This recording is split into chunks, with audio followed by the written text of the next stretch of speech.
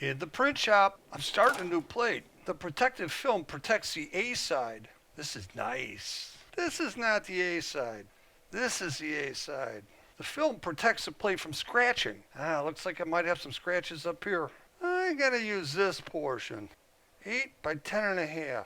So I'm gonna mark my 8, then the 10.5. That's the plate cutter. You operate it with your foot. The foot action engages the cutting blade. Slide the plate onto the cutter, and in the other side, with 2 feet, I lay down some newsprint.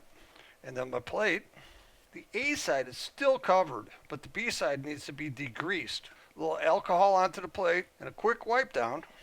Then I pick it up with a paper towel. This side will get spray paint on it. Hey, nothing's coming out of the can. My can of orange is clogged. Let's hope the can of blue works. Blue enamel's working fine. That's 1 coat. I'll give it 2 coats. Maybe I can save the can of orange. I'll toss it in a jar and soak it in acetone. If that don't do it, nothing will. Here's my drawing. The thin paper helps when aligning it with the plate. Right now it's a simple line drawing. And off with the light box. Back to the plate for a 2nd coat. Well, let's see if the acetone worked. I always use tongs with the acetone.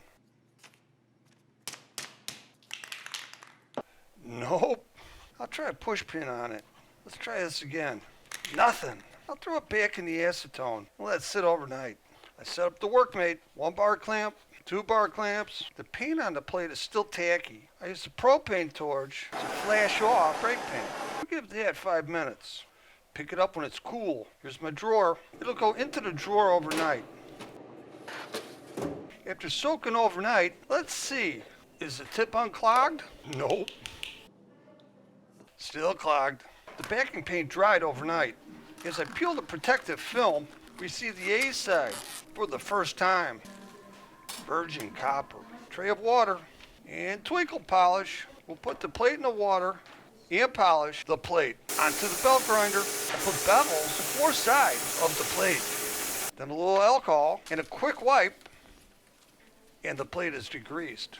The plate goes onto the hot plate where we'll let it heat for 5 minutes. I'm always using a timer. Back at the hot plate, I've got a thermometer on the plate, waiting for the temp to get up to 150. I'll give it 2 more minutes. All right, we're up to temperature. So this is a ball ground. Charbonnel from France. Basically a ball of tarry wax. The ball ground is applied to the plate with the brayer. I remove the plate from the hot plate and set it at my workstation to cool. The drawing is aligned with the plate and taped down. Transfer paper is then slid under the drawing.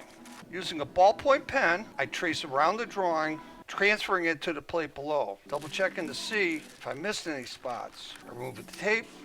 Using a scribe, I scratch the lines into the ground. The acid will etch the exposed lines, and the etched lines will hold ink. Stop-out varnish is poured into the shot glass and gets painted on the plate, preventing imperfections in the ground from being etched into the plate. Duct tape creates a hanging strap that will suspend the plate in the acid. The plate is held in place with a clamp. The plate will etch for 45 minutes. When the etch is done, I pull the plate out of the acid. Rinse it with water.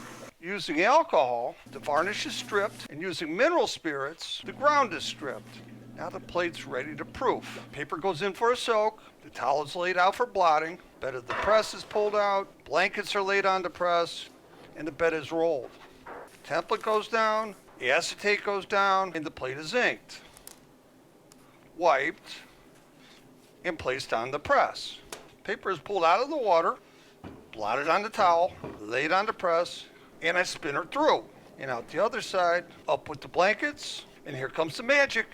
So there's 1, and there's 2. So if you like print shop videos, hit the like button and check out my social media links down in the description. And subscribe, and we'll see you the next time on Moskow Fine Arts.